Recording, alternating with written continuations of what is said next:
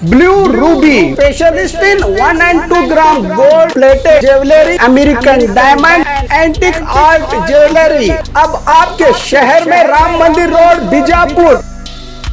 1 gram gold shop है हमारी। यहाँ पे हर चीज मिलेगी आपको, लॉन्ग नेकलेसेस पकड़ के शॉर्ट्स, सभी हेड टू टो आपको सभी लेडीज आइटम मिलेंगी, जेंट्स आइटम भी मिलेगा, एडी एंटीक और ऑक्सीडाइज सभी चीजें मिलेंगी। क्वालिटी एकदम A1 है, एज इट इज गोल्ड के जैसा दिखता है। आप हमारे शॉप पे एक बार विजिट करिए, देखिए, आपको सेटिस्फेक्शन मिलेगा। Thank you. स्वागत है आपका बी न्यूज नेशन में। मैं हूं आबिद हुसैन शेख। चोरों को दबोचा पुलिस ने। गोल गुम्बद पुलिस थाना व्याप्ति में चोरी की वारदातों को अंजाम देकर हाथ न आ रहे शातिर चोरों को पुलिस ने किया है गिरफ्तार। अरुण सुभाष चौहान और रमेश लक्ष्मण यादव की गिरफ्तारी करते हुए एक ऑटो, मोबाइल और एक लैपटॉप सहित कुल 2,54,000 कीमत के सामान जब्त किए हैं पुलिस ने। घटना गोल गुम्बद पुलिस थाना इहाते में घटी है।